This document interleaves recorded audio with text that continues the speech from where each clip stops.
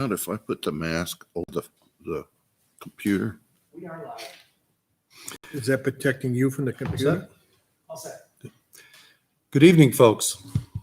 Welcome to the July 27th meeting of the Litchfield Board of Selectmen. And my computer just went black. I'd like to start this meeting with everyone rising for the Pledge of Allegiance. I pledge allegiance to the flag of the United States of America, to the republic for which it stands, one nation, under God, indivisible, with liberty and justice for all. So, I'm going to have to read off the paper then, right? Because my computer is black. So we've been in a paperwork review. We've come out. And first item topic for review is the acceptance of consent items and approval by the board.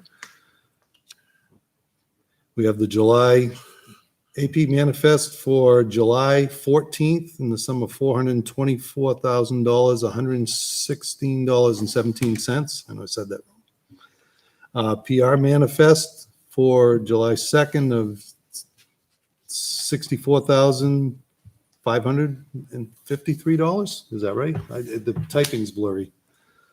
I think because your computer went blank.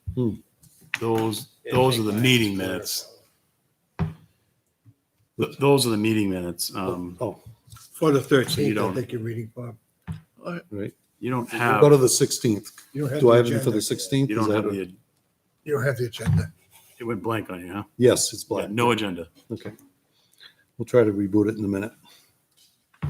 Um, Do you have them? Would You want me to go ahead and- And I'll play with the computer and, okay, let me go. I'll volunteer to go through the consent items and then the board can discuss them. start by plugging her in. So what we have on consent this evening is an AP manifest for July 21st, 2020 in the amount of $94,255.41. On the 24th of July, we have $65,274.86. For the payroll manifest for July 23rd, $65,522.78. And on July 30th, $56,812.89. We have a PA 16 form for the state forest tax reimbursement, a PA 28 form for inventory of taxable property. We have the June police detail accounts receivable, which is showing a balance of $13,691 uncollected. The June ambulance account receivable is showing a $40,039.98 uncollected, I'm sorry. And we have the June tax collector reconciliation and the June town clerk reconciliation.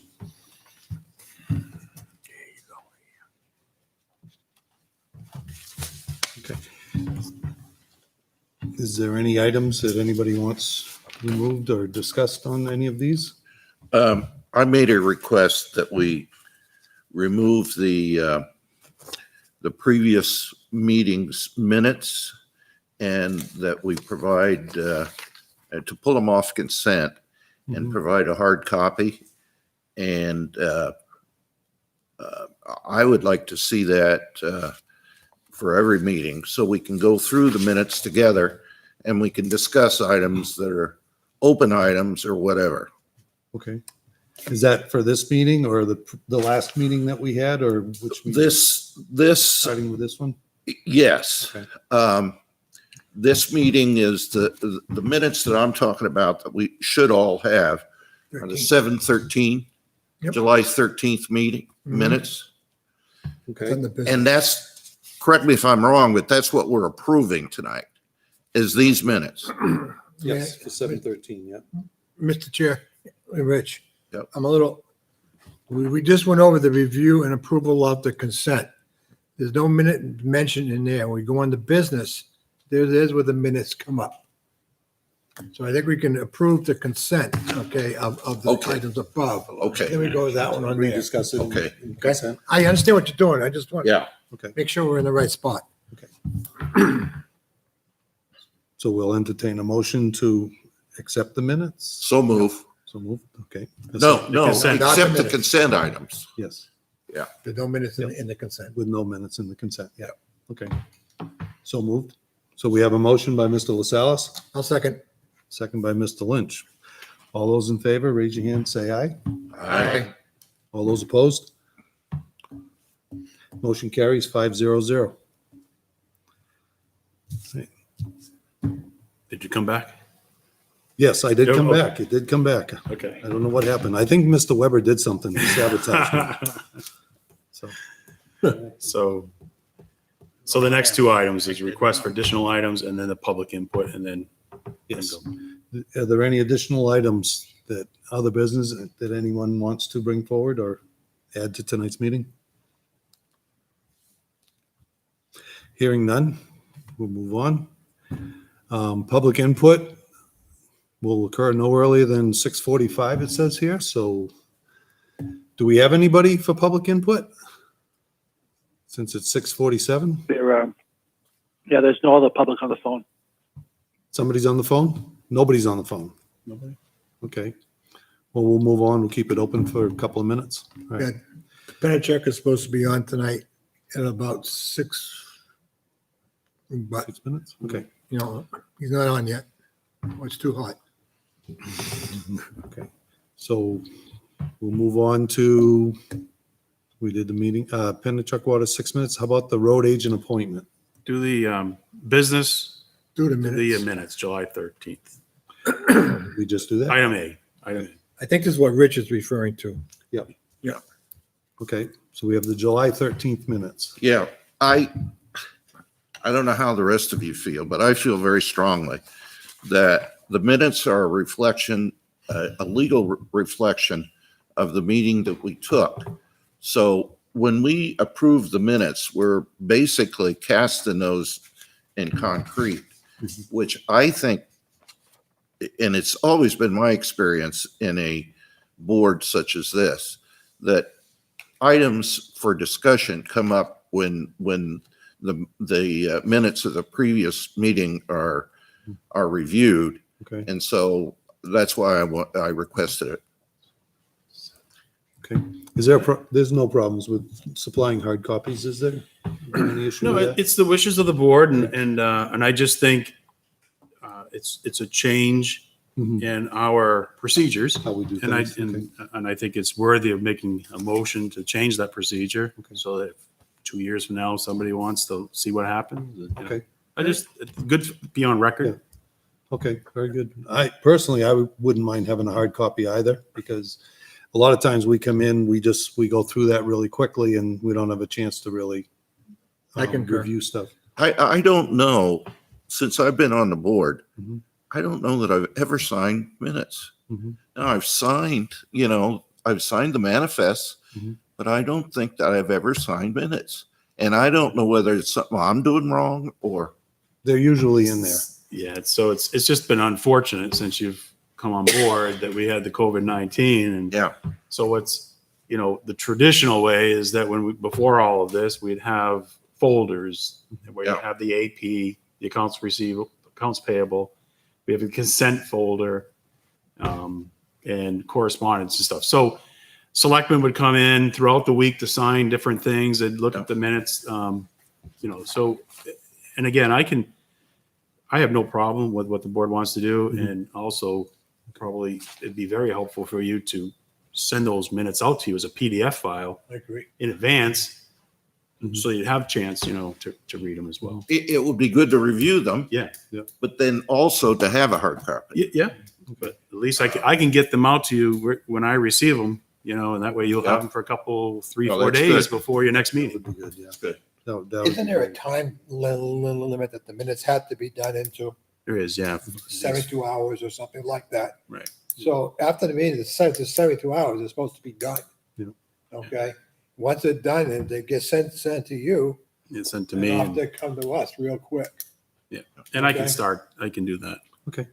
I got no problem to make a motion that we change the procedure in which the minutes are transferred us within so many hours under statute, Mhm. whatever that be, within reason, okay? and that we get a hard copy well before the meeting, because it's fun reading, you know. I'll second the motion. We have a motion by Mr. Lynch and a second by Mr. LaSalle's. Any further discussion? All right, so we'll take a vote. All those in favor, raise your hand and say aye, please. Aye. All those opposed? And we have one absent, so motion carries 4-0-0, Troy. Mr. Chairman, Yes, an sir. example of what I was talking about is Roman numeral 6 here under Avatar. And I'd ask what the overall valuation of the town is, Mhm. how much it went up. Do you know that information yet, Troy? It's still has not been received. I have had correspondence from Avatar saying that they're still working on those utility values and any other little loose ends. Any So idea when you're going to get that?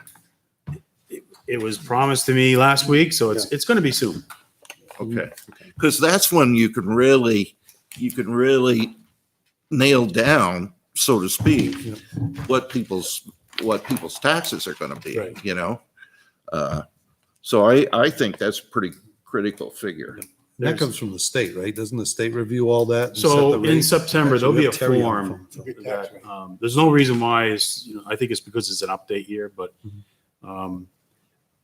usually that number can be made available about this time of the year as a preliminary number. But there's a state form that you'll be approving, Mhm. and it will be the official number that we're going to approve and send that document to the state. They use that document when they set the tax rate. So, and those deadlines for those forms are September. So we're close. In August, you're gonna see that form. Okay. Unless we ask for an extension. Well, we'd have to ask that of our tax collector and town clerk, who's waiting by. All right, so that motion carried. Next on the agenda is the road agent appointment. Mr. Brown. So this is, the board had taken action in a non-public session and to approve the road agent. I just placed this on the agenda for a formal action. That'd be Kevin Brown would be the road agent. His appointment would serve until March 31st, 2023, which is about a 2.5-year period. Typically, this position is a 3-year term, but we try to get everything to expire on Same March time. 31st. So that's like a 2.5-year appointment. Okay. And then from that point, if there's no changes, you would have a 3-year consideration for reappointment. Okay. Does anybody have anything to add to that or to put in on it? Okay, very good. Welcome aboard. And as a formality, if you wanted to thing make a with- motion, We already voted. you did Yeah. in Okay. in I'll make a non-public. motion that the road agent be Kevin Brown, as previously voted by the board on a 4-1. I'll second that, Mr. Chairman. Second. Okay, any further discussion? All right, we'll take a vote. Everyone, all those in favor, say aye, raise your hand. Aye. Abstain. All right, motion carries 3-0-1. Okay. All right, next on the agenda is the zoning enforcement officer appointment. Mr. Brown. And again, the board had taken action on this. Peter Dion will serve as the zoning administrator. There is no term that expires with this. This is an appointment signifying that he has the authority to enforce the zoning ordinance on behalf of the Board of Selectmen. So that work will be done under your direction. And that goes into his job description as we discussed. right? Yep. Okay, I want to thank you, Troy, for filling in as interim while we filled that position. It's much appreciated, the work you I feel did. sorry what the town had done to you. It was a good, interesting, it was a good learning experience. Welcome to my world.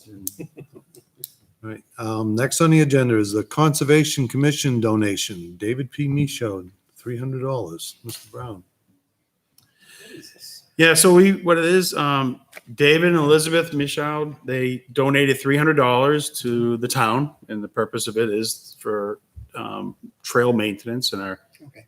conservation properties. Very good. The resident, they used our trail systems here recently during the COVID-19 pandemic and was very impressed and wanted to try to help out however they can. So, They're residents of Litchfield? what's that? Are they residents? Yes, I believe they are. I think they are, yeah. Right on this Very check. good. Do we need a motion? Yes, to- they are. Do we need a motion to accept So that? you need to just accept, yes. Okay, so we'll, I'll move to accept. we have a motion by Mr. LaSalle's to accept the donation from David P. Michaud. Do we have a second? I'll second it. Seconded by Mr. Lynch. Is there any further discussion?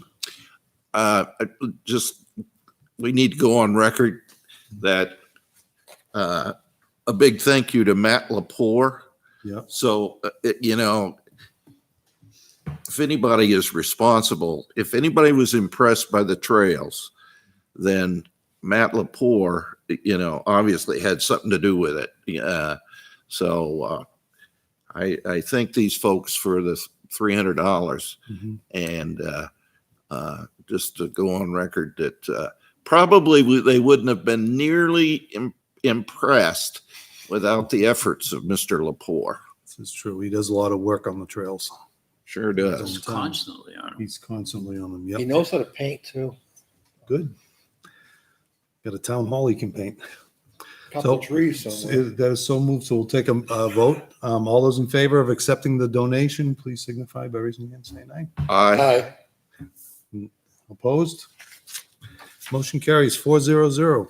Just want to add that Matt did a fine job this weekend going down to look at the artwork in Moore's Fall. I got to get the tree was a nice tree to do it on. It had some figure to it. Mhm. Okay, it's just odd. And what to do to take it off? It's going to grow off. It'd be fine. I saw the article, but I couldn't figure out what the graffiti was.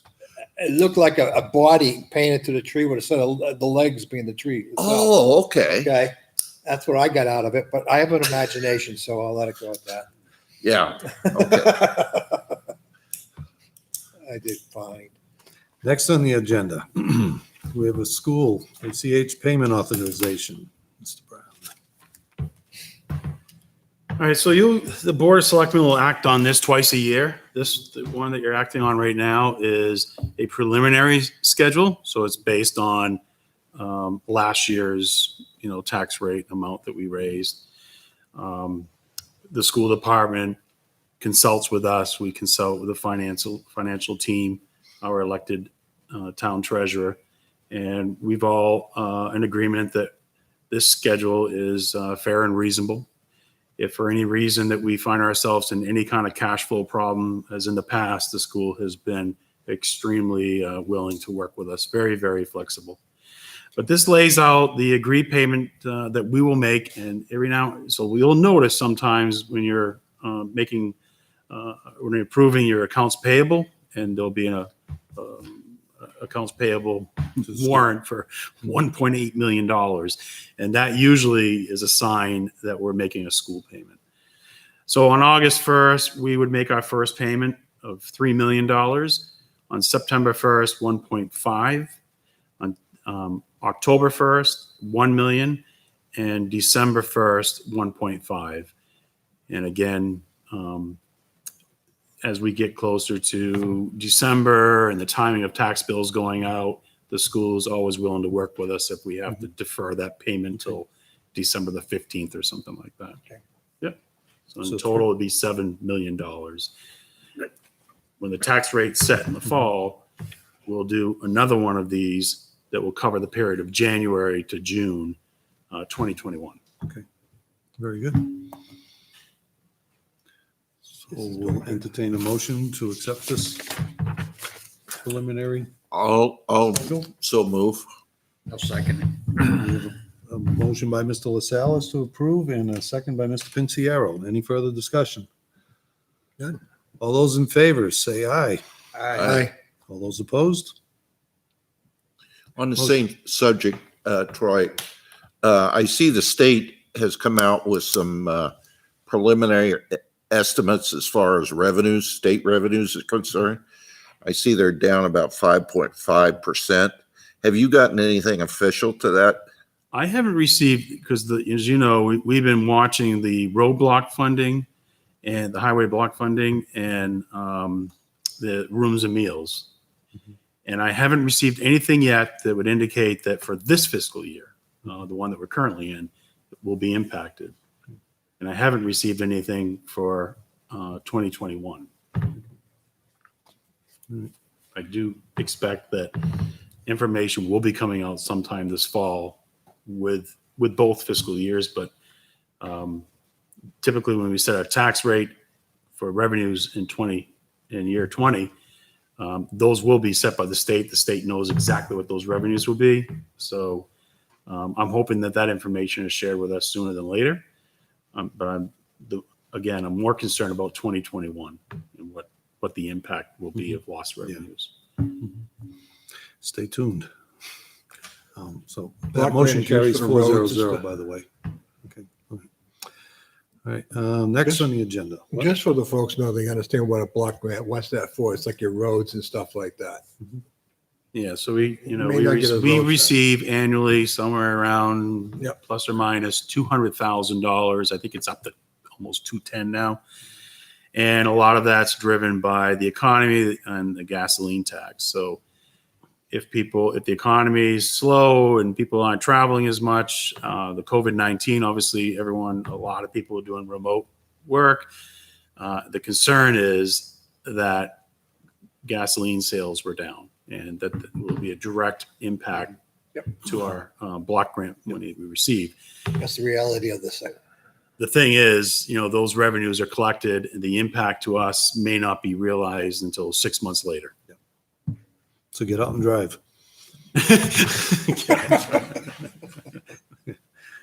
Social distance, but drive. One car length between. Yeah, there you go. All right. Next on the agenda is the COVID-19 town operations and grant updates. Mr. Brown. All right. So the last time we met, I know the board really wanted to get the town office, town clerk, admin, operations open to the public. And I had said that I would work with town clerk's office, our emergency management team, our police chief, to see, what we could do, if there's a way we could accommodate it. I did talk to the police chief. At this point in time, it does not make any sense whatsoever for the operation of his department to open up the dispatching window. And his reasoning is that they're doing everything they can to protect their facility, their employees, and to limit the contact that they have with residents. So the system that they have in place right now, most of their contact is done out in the parking lot. Or if they need to meet and actually work on some, fill out some paperwork, whatever, they have a setup where they'll do those transactions in the Sally Port. Okay. So that it really minimizes, there's no foot traffic from the general public Going coming into that police station. Okay. Obviously, our first responders, we don't want to expose them to anything. So I fully understand that. And I'm sure the board does too. Sit down the town clerk, and I know Terry's here this evening, and she can share comments with you too. But her concern is that right now, again, managing the workload that they're currently doing, and they also have some staffing issues, but they're very efficient. They've worked really hard over the last 3 months at getting a system in place where they're processing the online registrations, they're scheduling appointments. When they schedule those appointments, they work really hard with the customer to make sure that they have all the documents they need. So we don't have people coming into the building and finding out that they forgot a piece of paper and running back to the car and, causing the transaction to take longer than it needs. And also, just for the customer, so they're not frustrated and have to go back home and, come back. Yeah. And also, as you know, we installed the outside drop-off box, so people are able to come in, they know the documents they need, and they're able to use that 24/7. Okay. And all of that stuff's been working really hard. Terry stressed to me that their staff is working extremely hard and making sure the turnaround is like within a day. Mhm. So they're working really hard at turning things around in a day, whereas some of the other communities in the area, the turnaround could be a week or more. Yeah. Just because of the volume. Then when you take a look at if we were going to just allow just walk-in service like pre-COVID-19, we would need to set up a system in the lobby where we would, want people to be able to social distance. Yep. When you actually get the measuring stick out and you start looking at how many people you can put in the lobby and have them, separated, we only can probably put 2 people in the lobby area. And that could cause a real problem. Yep. Where we're going to have people backed out the door and out into a parking lot. We don't have any facility to keep them protected from the weather. If it's raining that day, a thunderstorm, it just doesn't make a lot of sense at this point in time. Okay. So, and again, the one thing I failed to mention is that we do walk-ins. Mhm. So for the building department, administrative, and town clerk, tax collector, if someone shows up to the door and we just finished up with an appointment and we know we got 10 minutes to be able, and we talk to the person through the equipment that we have, we confirm they have everything they need, we will let that person into the lobby and they will proceed with the transaction. So we're doing everything today, and if actually doing more than we did in the past. We've Okay. expanded hours in the town clerk. They're open, the Thursday evening now as well. So Okay. I don't know, Terry, if you want to, You have anything to I add missed to that? anything there. We had a good conversation. I think a lot of good points were raised. Yeah, I think that we can control it best this way. We can fit more people in this way with the appointments. We're booking appointments every 15 minutes as opposed to having people come in that will, if they forget something, like you said, or whatever, then they have to leave and then come back and, you're taking up someone else's time. We only have a certain amount of time to get all these registrations done. And we have a lot of registrations now. We have a lot of new people moving in. And I think that this is the best way to get the most out of the time that we're here.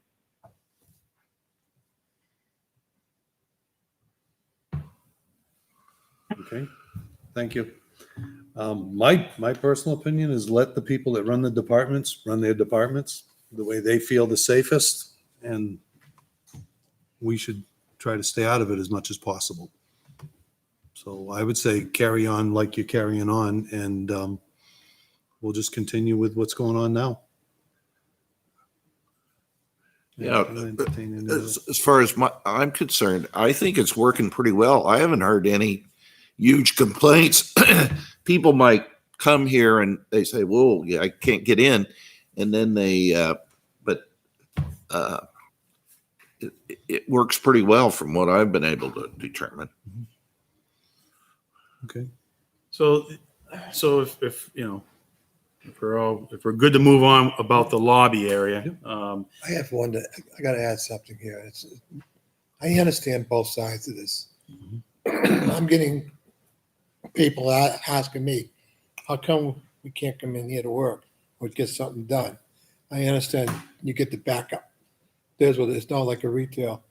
It is retail in many ways. You walk up to the cashier, you do what you gotta do. Now that's being done on the outside world everywhere, but they got people controlling it. You know what I'm saying? We don't have the people to control it. There's the difference right there. They got people they hire to manage who's going to stand where. Oh, that was a big thing. Okay. And The other thing here, we may have a management procedure, and that's the button to come in. Okay, that's say who comes in, who comes in. But I think Terry bringing up a good point where she's allocated time to get that person done. Normally, a registration takes 15 minutes, or somebody to the building department wants to do something there, speak to whoever we're gonna do. You got the push button system in place. I'm from the old school, I guess you gotta come in and say hi, but we're in mask and everything else. But we do not have the staff like other places have that can control it. You go to the hospital or you go to any place, you walk in, doctor's office, you can't do nothing. You sit there and they got somebody who's telling you where you can go, where you can't go. We don't have that person here. We got a button outside that does it for us. That's the only thing we got left. I'm for it to open up, but I understand the concern. I understand what Bobby is saying and Richard is saying, okay? It's working. Yep. And we don't know what's going to happen in the next 3 or 4 months. It may change. Everything south of us seems to be doing that, okay? But, we're good. Okay? Yeah. I just want to tell you how I felt about it, And Terry and I talked about this a while back. She was at a point, yes, open the doors, But then when you think about it, it changes. Okay, I'm done. Spattering. Jack, do you have anything to add to this? No, I think it should stay just exactly the way it is. Okay, They're doing So- a great job. I would say carry on with what you're doing. You guys are doing a great job here, so Certainly. everybody. Yeah, So and I think, Yeah, Mr. but- Lynch, a lot of the stuff that we struggle with, you've made some valid points. Yeah. We don't have the staff to do what these larger, like the grocery stores are doing, Mm-hmm. and we don't have the space. We don't have 12 different register lines where we can stack people 5 deep. I just Don't went to a have that place ability. this week, a bakery. Yeah. Okay, and there's somebody at the door saying you got to stay outside till somebody comes in. Yeah. Or goes out. Mhm. Yeah. We don't have that here. No. We got a button that does that for us. So to move on with boards and committee meetings, because that I'm getting, as far as feedback from residents, that's where I'm probably getting the most feedback from is our board and committee members wanting to meet here in the conference room again. Yeah. And as you can see, we still have 4 more sets of these shields that are going up. Mhm. John Brunel, LCTV have been working hard on getting our better equipment for sound quality and our casting our virtual meetings, so we have better quality there. So we're ready to start allowing meetings just like this. You got room on this side to go We have down. 9. spots. You have 9 seats. So for board and committee members, you have 9 seats, and you have 2 over there, which we're going to have a plexiglass divider to separate those 2 chairs. So you basically have 11 seats that could be used by a board or committee, and LCDV has that That's the other seat, corner, which yeah. is 12. So you have 11 seats that boards and committees can use. And what I've been kind of talking to like the planning department, Joan, saying, well, if there's a way, if you have your planning board meeting and you have engineers and architects, property owners that, want to be part of the meeting, they want to be there at the microphone, that you manage that by scheduling the presenters, knowing how many are showing up, knowing how many planning board members you're going to have, and just manage the room capacity. Room capacity is 11. Yep. So the hardest thing here, and there's just no easy way to allow the general public to come in and be part of the meeting the way it was when people could come and sit in the back. We have no way of controlling that. And I just wouldn't open that up yet. I allow the boards and committees to meet, let them manage the guests that are going to be presenting. Right. And that will be our first step at getting back to live meetings. And Yep. that's the best we can do. I would agree with that. I would agree with that 100%. To add to that, okay, and take the planning board, for instance. You got the regular members and you got the alternates. They should The be remote. alternates can use this instead of be here, they can be with that. But the main members are here, but they can still have the body. And if someone can't come, they'll take that place because that's what the alternate's for. Exactly. Okay. And the same thing you can do with the zoning board. There's only one case at a time. Mhm. And basically it's 1 or 2 people at the most. And they can And you wait in the got plenty they can room to wait in the do it. parking lot, you know, and Yep. this time of the year. Yeah. Or the, you We know, can put up a heating the tent in zoning winter. board starts at 7 o'clock, so the town clerk will be closed. Yep. The lobby will not be used for appointments, and you could have the next presenters out in the lobby area separated. So it's manageable, and we can do it. Budget committee is a different. So What will you did be they- notifying all the boards and Yeah. everything that we're gonna, Yeah. okay. And, How many on the budget committee? Right. I can't remember. that's There's 9, that's gonna be plus tough. there's a minute taker, Michelle Flynn is there. Yeah, So there's 10. At 10. So you're at the max. yeah. But when people start It's gonna be a little presenting the tough. budgets, that's gonna be a little And then you different. got department heads coming in to meet with the budget committee. That's gonna be tough. So you may be, It could be a couple of members that volunteer to be Yeah. virtual. they may have to work out the logistics. Mr. Cutter between can that make group. those decisions. That's why Andrew gets the big bucks. That's why we send you there, Bob. So then that gets into, just to let you know, down, again, we down at the solid waste transfer facility, the community room over at the fire station, that's still not open to the public, and that's our emergency management staff, that's our emergency management, headquarters if we had to activate that. And again, we just don't want the general public in there at this point in time using that facility. Transfer station, everything will stay the way it is right now. We are working on getting signage, advising people to keep one person per vehicle, advising them to wear a mask, but not really, we don't want to get into policing masks down there. That's not our staff's job. And 90% of the people who go there wear a mask. yeah. I think you can, I was there obviously Saturday. we've all seen an uptick in the masks now. Things have changed in the last 3 weeks, and I was People- there people wear masks. Saturday and people were wearing masks. they wear masks everywhere now. Yep. I forgot I had to go back and get it. So a couple things. I just wanted to make sure the board was aware. Things have changed with our Gopher grant to the town, which was an amount of $203,000. And we've put in already 2 requests. Only one has been paid. The second request is pending. The first one was $10,910. And a second request, there's no reason, I know everything we put in there was an eligible expense. Mhm. I don't expect any problems with that reimbursement. That was the amount of $47,561. Okay. And then we've talked about our non-emergency employees receiving hazard pay.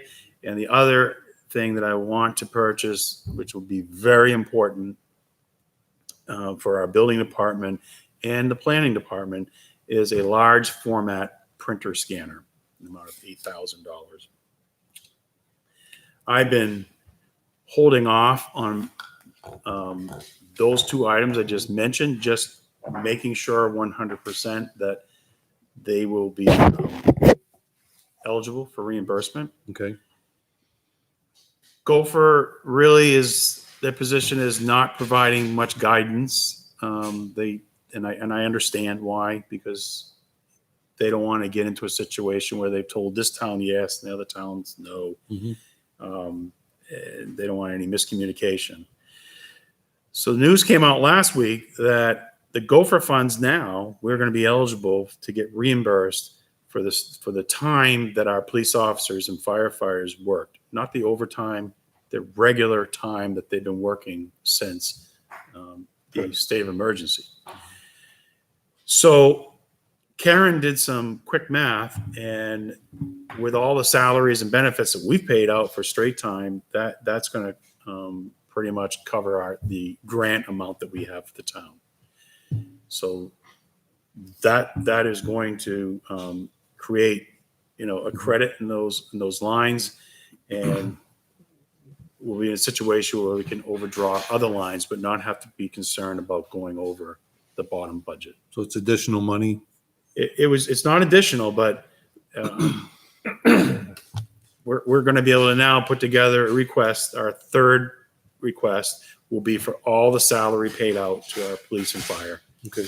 And that's an eligible expense 100%. which will, when we get reimbursed, Mhm. that will be, we'll max out our $203,000 allowance. Okay, So I'm very comfortable now okay. with the hazard pay, the printer scanner, Mhm. and, any other little minor things that we do between now and Okay, here. very good. So we're not paying anyone in the town hall at this point, right? Or have We have not paid anyone we? yet. Are we going to? No. Is the hazard pay? Yeah, I think we voted to do that. we voted to do that. Yes. Thought we did. No one's just been haven't paid at received it this yet. point. Nobody's, the board's authorized it, and before I did it, I just wanted to make sure it was authorized eligible, because a couple of weeks ago. because if it got denied, Yep. I didn't know where we're gonna get the money. And I wasn't able to get an answer, but with the change in this police and fire reimbursement for this straight salary, You we're feel in good comfortable? shape now. You feel Real comfortable? good. I'm Okay. very comfortable. Everybody will Okay. be getting it then. Okay. Yeah. Very good. Just wondered. Very good. Thank you. That's a good update. Yeah, that was, you know what, as far as trying to add up every little bottle of Clorox wipes and hand sanitizer, we're gonna go and come up with the salary expense and benefits and Yep. submit that one time. Yep. And We'll be done it's gonna with make it a lot easier for us. Good. Great. Be more money. Great news. Yeah. It should be more money. We won't get more money. The max for this town is 203,000. Yep. That's the most we're gonna get. And But we'll probably who max it out. knows what will happen in November? They may come around with more Aren't they funding. working on another one now in Yeah. Washington? Could be They more are, funding. but we know how that goes. That's Washington. So, What was it? I don't. Jack. Hear what they said about Washington. It's not nice. I didn't say Concord. I said Washington. You made it clear. I have friends in Concord. I have a question. Sure. You mentioned the printer. Yes. Do we have the computer technology to handle scanning? We do. So the software that the building department acquired last year, Yeah. we would be able to scan these plans in, and they would become part of the electronic file for each of these building applications. And And it opens up the door for us to be able to start scanning old documents. those can't be destroyed. No, but if we can get them available electronically, when someone emails us like a tax record card, Oh, that's something, we yeah. can email them. Yeah, the tax record cards are already on, Yeah. tax cards, they're already on the computer. And isn't it now advertised charging? Because the Hillsborough Well, County Registry of They Deeds do, is but charging. if they email us Okay. and we just email them the card. Now, we used to be able to go online and get your deeds, your plans, anybody here. That is now stopped. So yeah, it's my understanding that there's a fee involved, but I'm not sure if the town's paying that fee anymore. But for regular people, I think you're paying a fee. I know when you go there, there is a fee. Yeah. Because I just paid a huge fee. Yeah. Just to walk in the To site. to record it. Oh Yeah. my God. Right? But it used to be free. Where you can go in, and if you had a plan number, you can go in and get it and make a copy of it. Okay? And it shouldn't have cost them anything because they got their stuff online.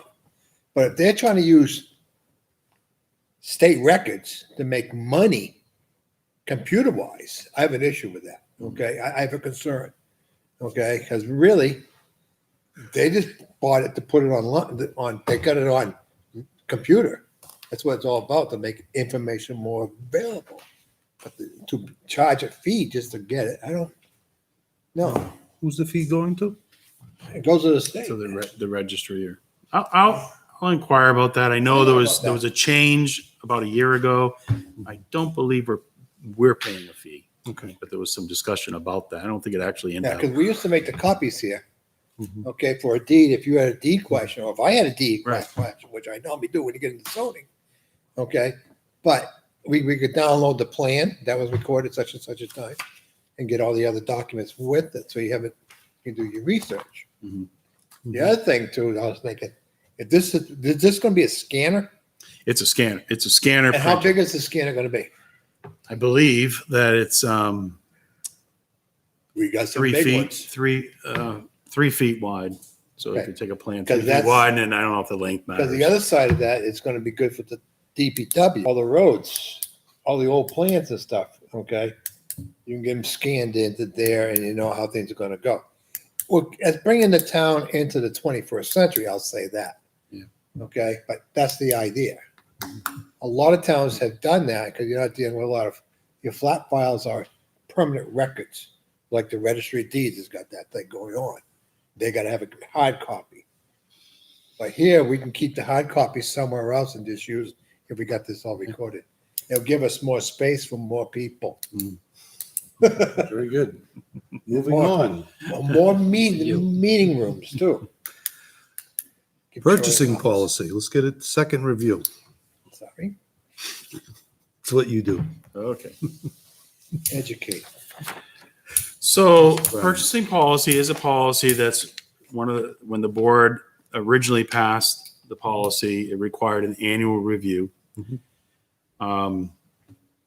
As I stated the last meeting, it lays out, I think, a really good process for department heads, boards and committees, a town administrator to follow in the Board of Selectmen.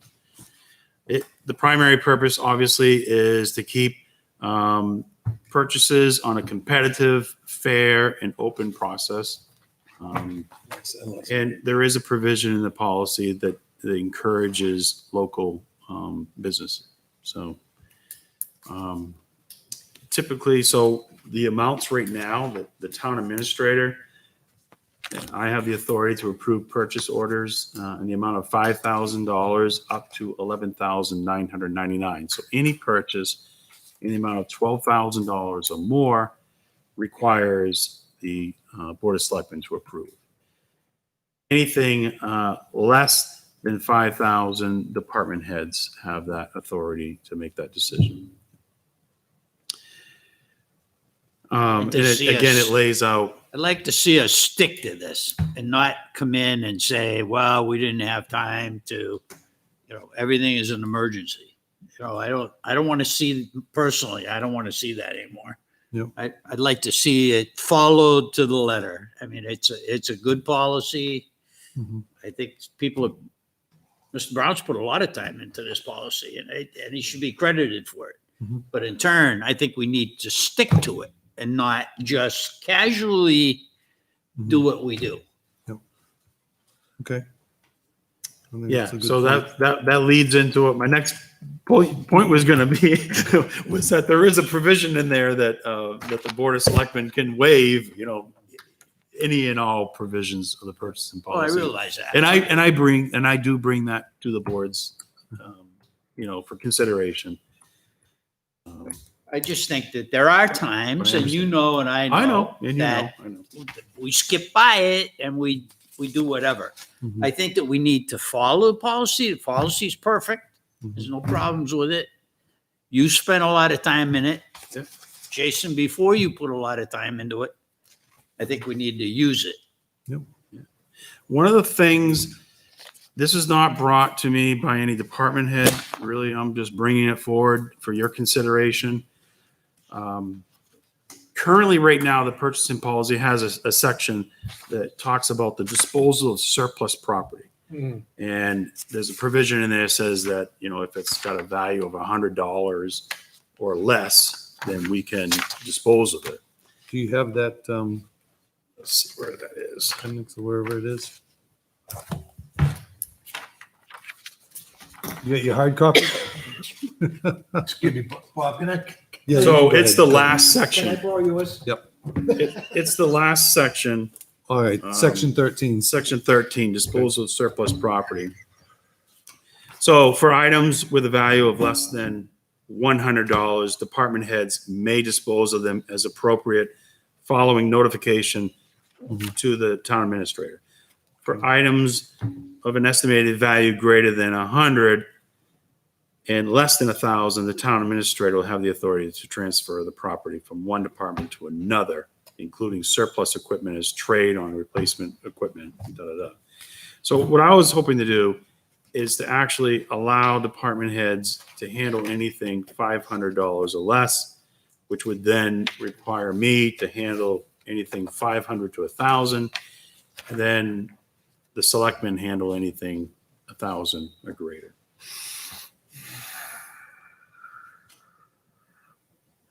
And it's the only reason I'm asking is that first level, Yeah. $100 it's a tough thing for a department head to use. It's like there's not a lot of value in something of 500 or less. It's kind of at your own, what's a filing cabinet? Is it, one person might think it's worth $175. Someone might think it's worth 25. I mean, it's so arbitrary. I just think people have a better understanding of what a value of something is. If it's less than 500, you have a comfort level that you're pretty comfortable that knowing that it does not exceed $500. $100 is low. And I think what's happening is a lot of stuff is just accumulating in closets and in sheds and this and that. And because nobody wants to deal with it. And I, for example, we'll talk about down at, I'll go there. in my town administrator project, but I went down to the old town hall with the police chief and fire chief last week, and we saw the stuff that the historical society members were talking about. Well, there's stuff there that, I don't know, maybe it had a value of $125, or is it really 75? But it's just junk and it needs to be disposed of. And it's, I don't want to violate the disposal the policy here. And Is there a lot of stuff? Yeah.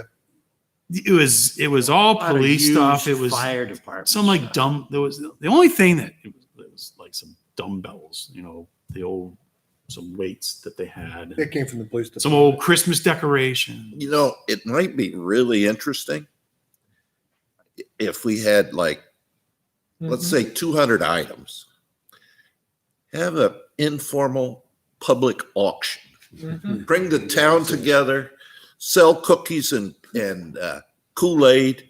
And this is beyond COVID, Yeah. but people could bid on it, Well, and I'll give $25 for that, and it might be like a little party, and people could, I could see people really getting into it in Litchfield, Rich, you hit it right on the head. I'm thinking the same thing. The thing is, you got to get it in an inventory, which is not hard to do. Okay, a general inventory, just a general. Yeah. Okay, a list of what's down there. Get it all together. I'm sure Right. Jason Brennan would be a great auctioneer. Oh yeah, and just do something Town like of that. Litchfield Flea Market. Yeah. I don't. The town hall, the downstairs of the old town hall There's a lot of stuff. needs a lot of love. Okay, we get rid the Valley Street boys. Hell, we'll get rid of some of the mold. Not all, You would have to Okay. physically go down there and see it, but that's It's that's there. something I'll bring up later. but there's chairs and stuff like that that've been in there since 20 years plus, or 30 years, and they pretty well had it. They're all cracked and stuff like that. Yeah, they're not historical Throw the chairs junk though. out. They're No, Junk they're you not. can throw It's out. junk. if they were like the old wooden historic, the ones Those are that you would separate. see in an antique store or something like that. We still use those. Nice hardwood. And they chair. flip up and they And they fold flip and up. they People got still three want of them those. those are antiques. What's left over after the public auction, take it to the dump. You got it. And you can get the volunteers to do that with the historical society and stuff like that.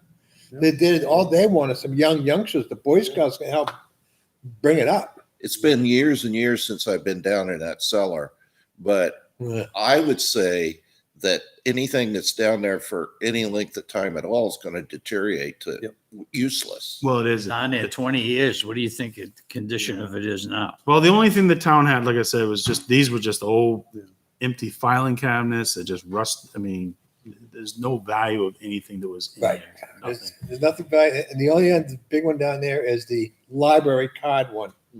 The wooden Okay. The wooden one is down there too. That is a good parts draw. Yeah. Probably the place that you have, Yeah. the biggest place that we have of trying to get rid of some surplus stuff is at the highway garage. Just some of the making a determination of what plow equipment and this and that we don't want. And then, but a lot of that stuff, there could be someone that might be able to get it mounted on a truck. But I List know it, take a picture and get a price. That's it. that's where probably and that place we need to get rid of some of the stuff we're not going to use anymore. I know we have an old Army surplus trailer, right, wagon. Yeah, it's still there. And that is something that Yeah. that could go for $200-$300 maybe Just on a bid, a sealed bid. With the old Army tires, It's a real, yeah, no, it's, and anyone that, those things are cold. and we used to use it, the firemen used to use it to transport trash to the dump, and they don't need it anymore. So it's down there in the old fire station right now. So that kind of stuff definitely be fun, and someone would buy it Mhm. and restore it, and you might see it in a parade one day again. Carrying a selectman. The Army one. You're looking for a motion on this purchasing policy? Let's do a change. Then bring it to $500. Yeah, if you're comfortable with that $500 threshold, or I have no problem with it. I think that's fine. So Makes sense. I'll entertain a motion to Let's- accept the, I'll make a motion The- that we the accept one- the purchase. One more discussion item, if you could. What sort of paperwork do you have to retain for any of this? so we have a purchase order that everyone, so it gets initiated by the department head contacting us and saying, hey, I'm going to make this purchase. And they have their, say, 3 proposals, the company they're going to go with. And then we generate a purchase order, which shows the account that it's going to come out of. So we know it's all approved.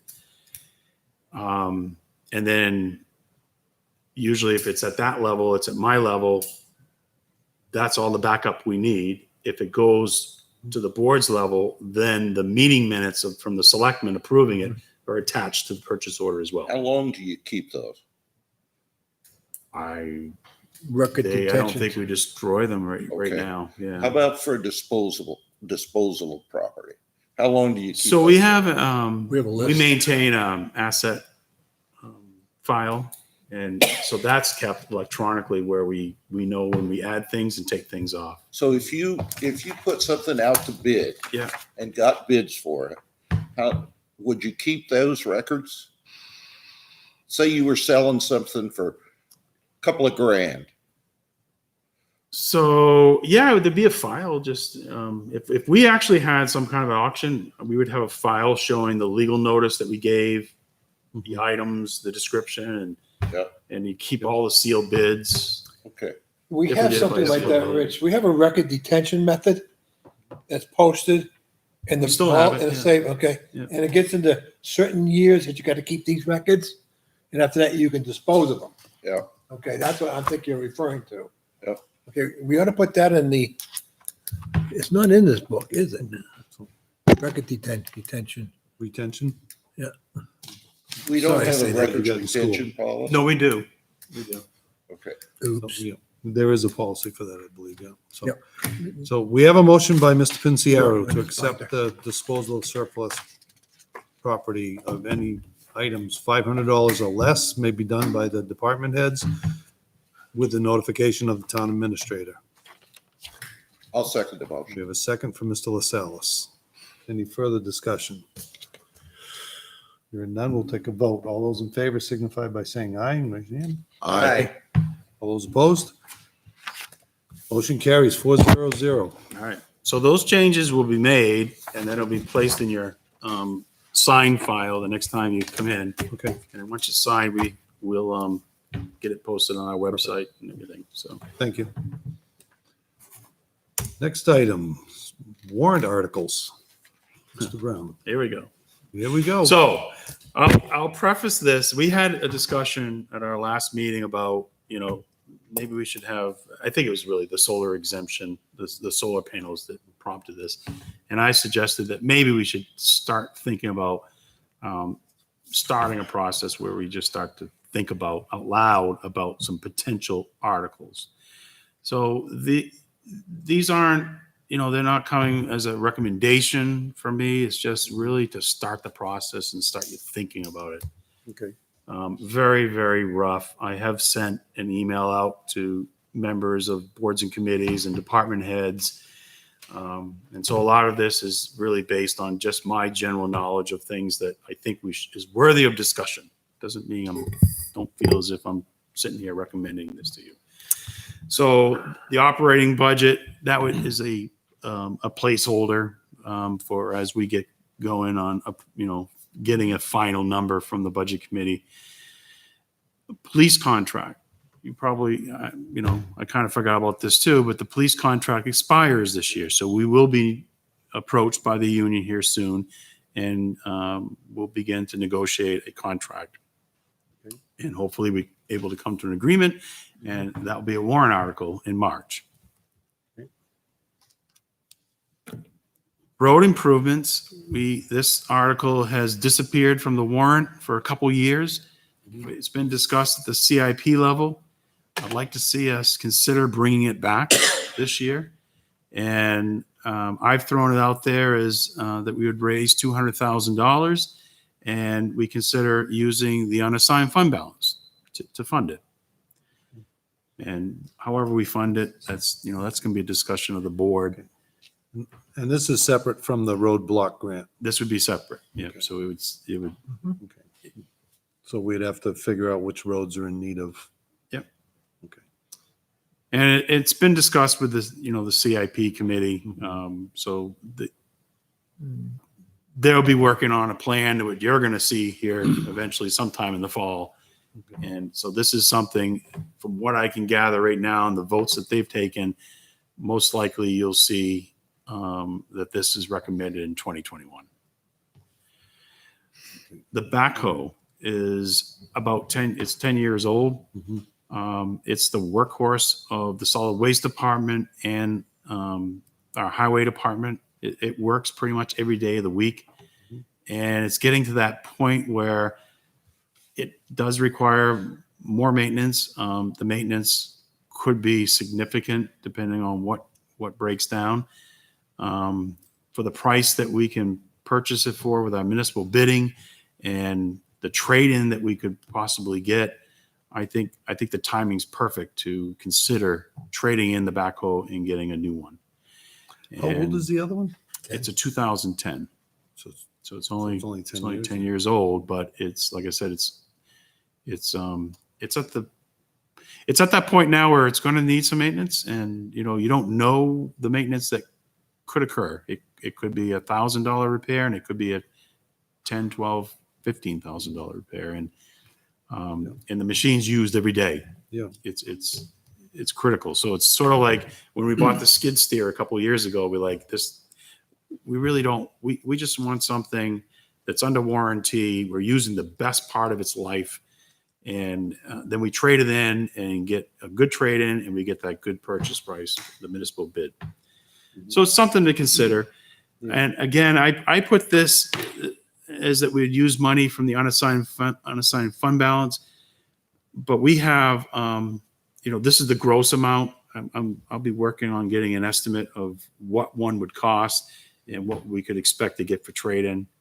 So, when you back out some of this, maybe you're at the end of the day, maybe we're only paying $100,000 if we do it. Yeah.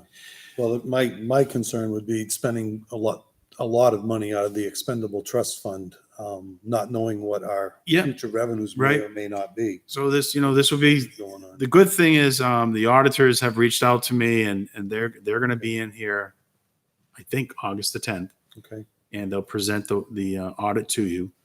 We had another very good year with our unassigned fund balance. So we've actually had growth on top of this. We've been using money from it, and we had growth again. But I also know that there's a lot of uncertain times going forward, and that's where towns can get themselves in trouble, still using that unassigned fund balance to purchase capital, and you don't seem to have as much surplus at the end of the year, and then you start having a reduction in your unassigned fund balance. So I understand that it's something we have to discuss. You will most likely be having a discussion about a fire truck. It was on a draft warrant article last year. The selectmen decided to pull it off, and waiting for the CIP committee to go through its process. I do believe that when you see a plan, there will be a placeholder there for a fire truck purchase this year. Then the fire station bond proceeds. Now I've got to do a little research here myself, but we're at the point where we need to be prepared, whatever the balance is by the time we get to March or deliberative session, of what we're going to do with the balance of the bond proceeds. Right now we have $33,000 left. There's still some minor things going on. Okay. So that number could be reduced, but we don't have the authority to do anything with that money. It has to go back to the voters. Mhm. We have to ask them, what to do with it. Mhm. So there's the thing I threw out here is just a thought, is that we could ask the voters to take the balance and transfer it to our building systems expendable trust fund, which could be used to repair any of our buildings. Another option is, I know that towns have taken whatever the balance is and they've applied it towards one bond payment. So, instead of paying the $175,000, you reduce it by whatever you got left. Those are two examples that I'm aware of that you could do with it. If you did that, then how many years it can knock off the bond? With this little balance, it's not It's going to do much. And What's your it's, question? Is this one? no, I know. And then what it does do if you reduce that bond payment in your budget, then next year you'll have an increase in your budget by that amount. So My thoughts always return it to the taxpayers. and that was the other question is another option would be is that you say use it to reduce the Taxes. 2021 tax bill. Even could. if it's a one-time thing, I One- think it shows the yeah, you could do citizens that. that we're looking out for them. And so it's kind of whatever really the desire of the board is, but we can't do it. It was in good faith that money was That's- saved. Just yeah. turn it back to the taxpayers. That's Stop. that's not a bad idea. So If money was saved. then we have, and I got to do a little bit more research on the history of this, but we have a fire facilities fund, which was created quite a few years ago when I think the money, the primary purpose of this was to be used towards the construction of a new fire facility. And as of right now, it's a capital reserve fund, and we have $11,000 right now in that fund. The question is, do you leave it alone? You get a brand new building, the intent of the fund is only towards the construction of a new building. So I don't think you're going to be able to use that money. But we go back to the residents and ask them what they'd like to do with it. And my thought was if we could close the fund out and transfer it to the building systems expendable trust fund would be an option. Is there any reason why that money wasn't used when they built the new fire station? We earmarked these funds, impact fees, and bond funds, and I thought it was best. I think we may have used some of these funds, but I thought it was best not to touch them, and as a last resort to touch these. Where they were specifically They were aimed very at specific, that yeah. though, right? Right. I gotta make sure. I just gotta research it, make sure that it wasn't also for any repairs. But I'm pretty sure it's towards the construction of a new facility, the planning and construction of a new facility. It's an old fund. Was back when originally we were gonna build one on Talent Road. Yeah, And we had started a fund to, it's probably pay for just that. fun. that's where that money It's an comes old from. fund, yeah. That's Jack's right on that one. Yeah. Who would doubt him? It was a long time ago. We can add it to the $33,000 and give the people a little bit more. Yeah. Good point. So then general assistance expendable trust fund. I put these here as placeholders as we get closer to our budget season. So this year was our first year. We created an expendable trust fund for general assistance. We raised $10,000. I've spent $1,000 so far from the fund. Mhm. And I have no idea what we'll be expending between now and December. Mhm. And I don't know with COVID-19 if we're going to see, here in the next few months when now unemployment's and all this, some of the regulations are lifted, stopping the evictions, all that, we may see heavy use. Yeah. If we do, depending on where we're at right now with that fund, say in, December, January, we may have to have a discussion about putting a little bit more money in the fund. And that was the whole purpose of it was, Yeah. If it's not used that much, that's good. Yeah. Instead of raising $10,000 every single year in the tax rate. I'm just curious. I remember when Mrs. Jewett was a selectman, she was the welfare selectman. Do we have that function anymore? No, it's been delegated to myself. Okay. I'm officially the welfare director, Okay. but Donna, she's involved with taking the application, going through all the Okay. financials, and then she So the brings all. selectmen don't get involved with that.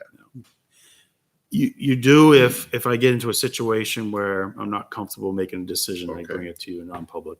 Okay. If it's straightforward, What, that's like that Takes a situation. lot we- of time, Rich, because I did it for a couple of years.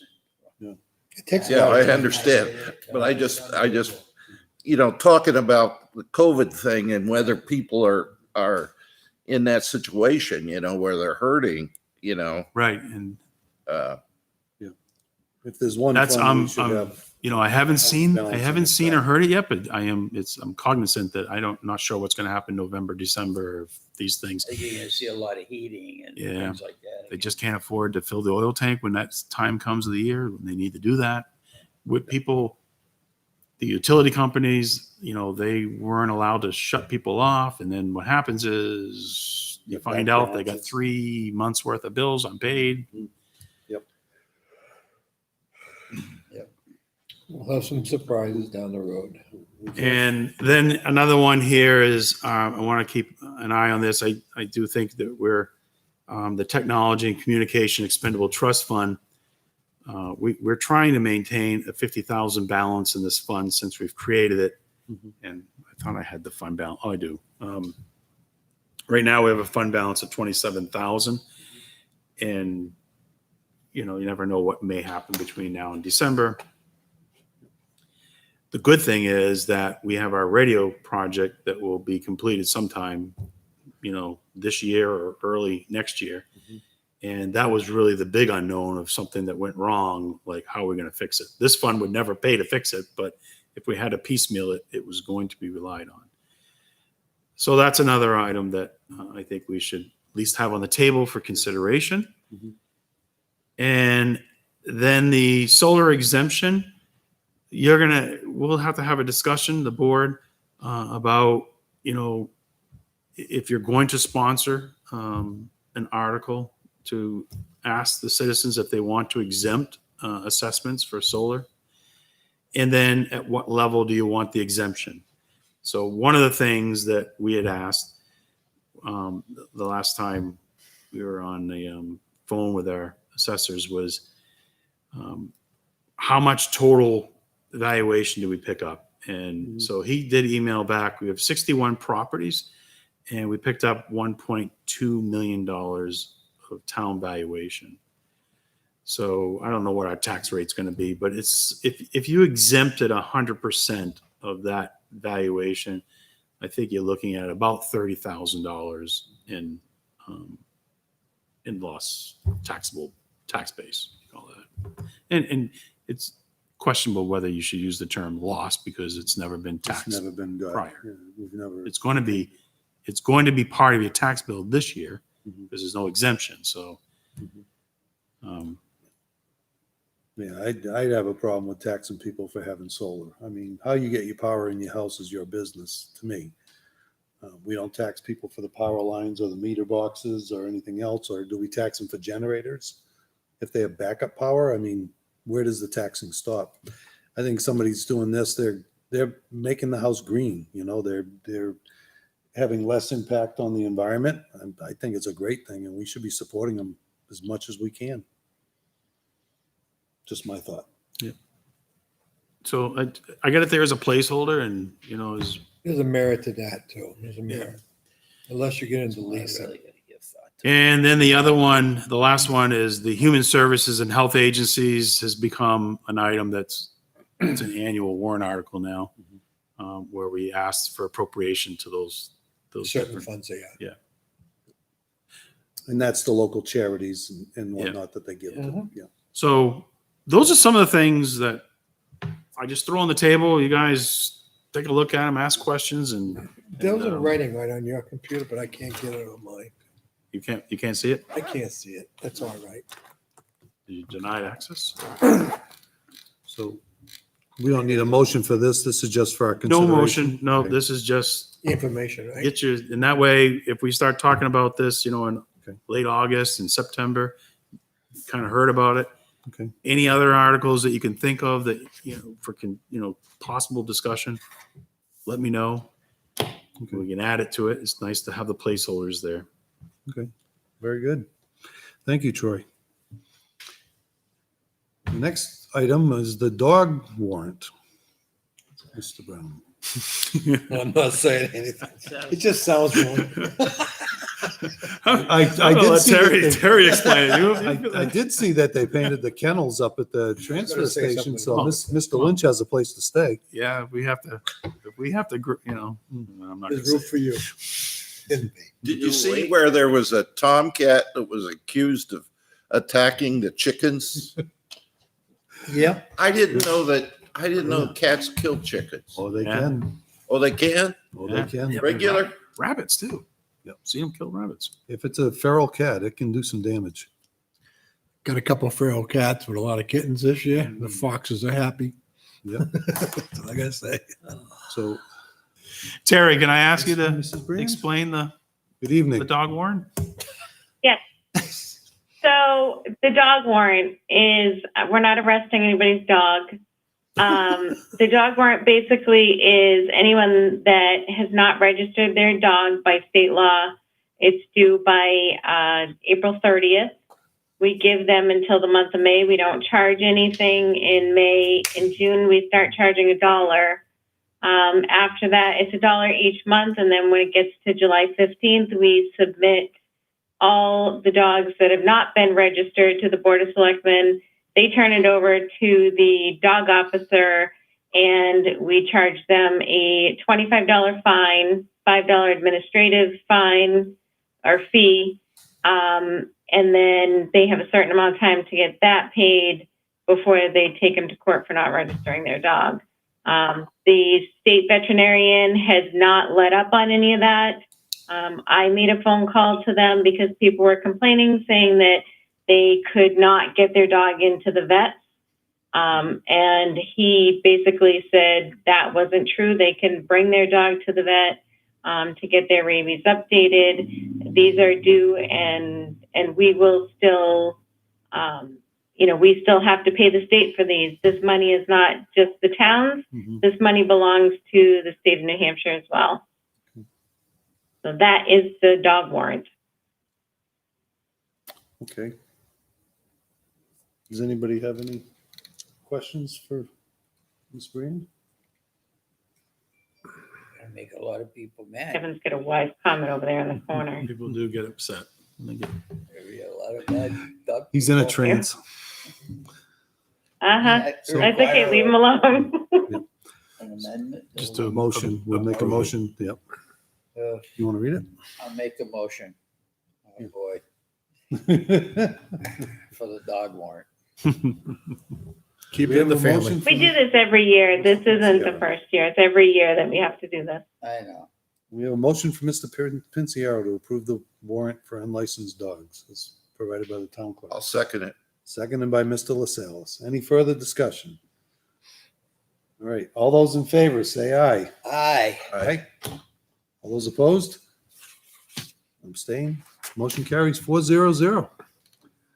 Thank you. Thank you. Hopefully none of us are on that list. Yeah. I caught a few running in today. Okay. I never will forget that we had a dog named Tootsie for years and years and years. Used to sit out in front of our house and people go by and they'd see Tootsie and so forth. So we got a notice in the mail that Tootsie was late getting, and I had to go in and tell them that Tootsie had passed away. And that was. Okay. Tootsie died. Sad days. Yes, We Tootsie don't died. put them in the, like, we put obituaries in for everybody else, but never for pets.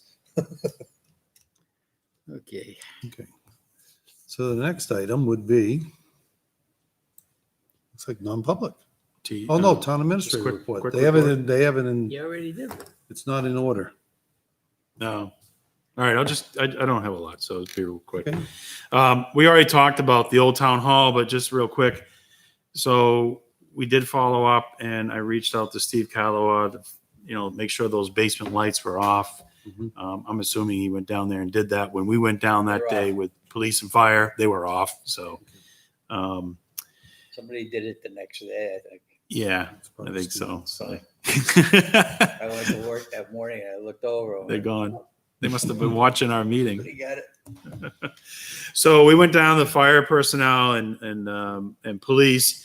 What we discovered was it wasn't any fire stuff in the basement, the old town hall. It was police, old, just, I don't even know how to describe what it was. Stuff they never moved. Yeah. And so our highway department, I don't think they've gone down yet, but they're going down to clean it out. And Captain Scotty and Chief Sergeant has gone through and pulled out whatever they wanted to keep. So there is still one room down there that the police chief has a key to, The records. and that's the records. Those, for now, those are staying there. Really?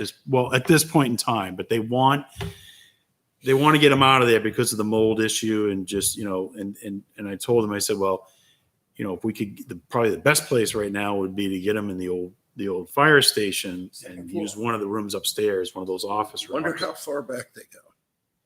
Well, we asked, do you really, and he said, what happens is they get these calls from the FBI Mhm. and they go down there to find some old records. Cold cases and so forth. Yeah. I don't know if it's that kind of stuff or, I don't Yeah. know, but it's under lock and key and only, I think, the police department has this stuff. But that wasn't the room that the Historical Society was looking to clean up. So it's the other room. Good look at the other room on the other side. So that will be done. And also the fire department has moved everything out of the shed that's behind the old town hall.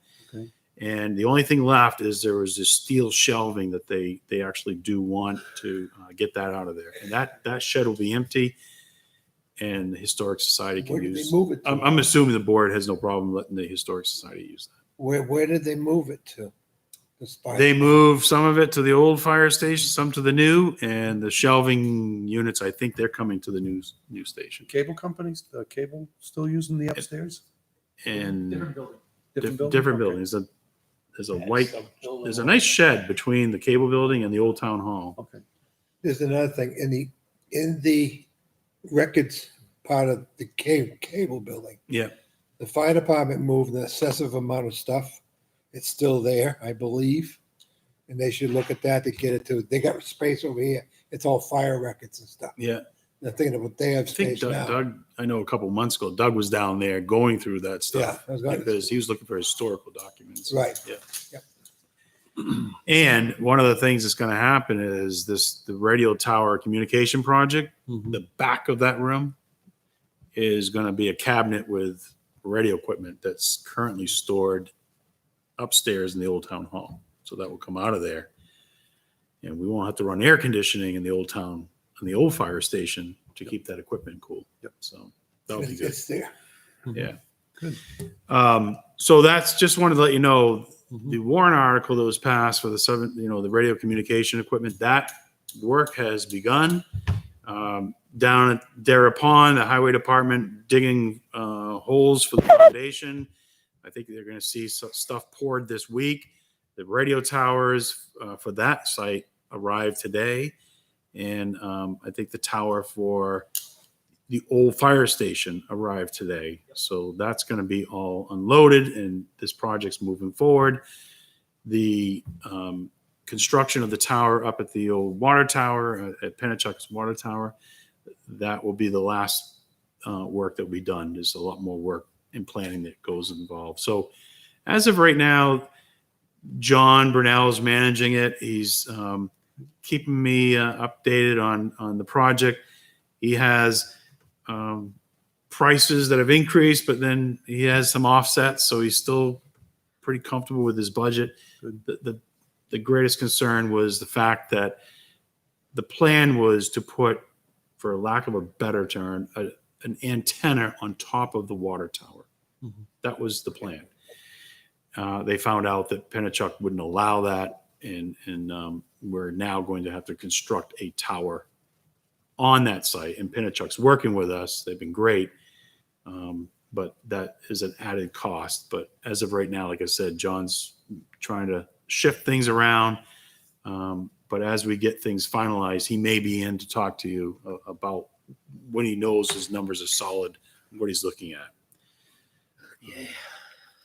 You're all aware of the Eversource beautification project that Jason Brennan has been working with Eversource folks. This is at the intersection of Hillcrest and the Charles Bancroft Highway.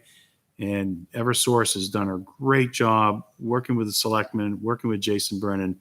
And what we're going to see eventually is part of the restoration work that, because of the transmission line that were installed there, will be about 150 feet, I think, of white vinyl fence and some selective plantings. So it's going to look good, and they won't block everything that was newly installed, but it's definitely going to be a big improvement. Go up better now. Yeah, thanks to Jason for that. Yeah, He's done Jason- really good work. Jason on worked that. hard on that, and And Eversource too. I mean, they've been and real Eversource was accommodating. great right from the start when the request came in. So, Yep. And town policy books, you have them. Mhm. Thank you. There's extra tabs, so I know that we're going to discover, like we just talked about tonight, record retention.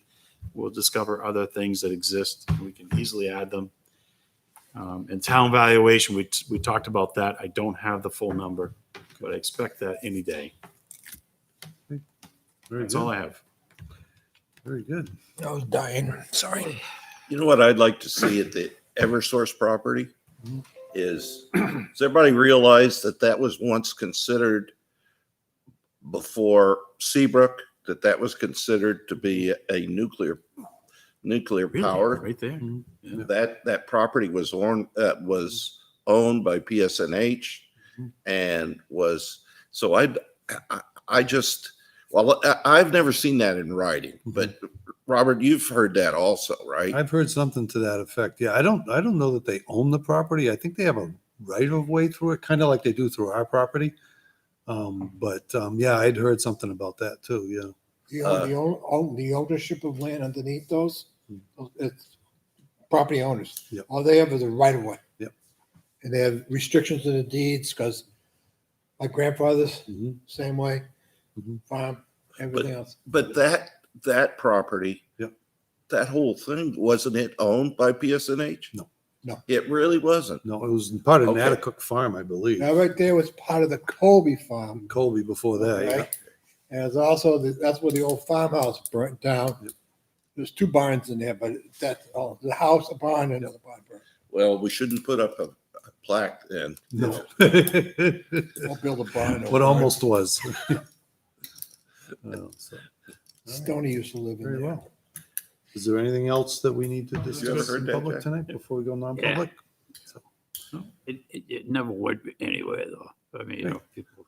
Well, that will conclude our meeting. We still have some non-public items to discuss, but we will be turning off the TV for that. And we want to thank everybody for tuning in, and stay hydrated, stay cool indoors if you can. But I'll tell you, when it's 100 degrees outside and you're working on a roof, it's about 110 or 115 where I was today. Stay healthy, people. Thank you. Have a great night. I'll make a motion to go into non-public. Second. All those in favor, say aye. Aye. All those opposed? Motion carries 400. We're going into non-public. Want the door shut? 8:11.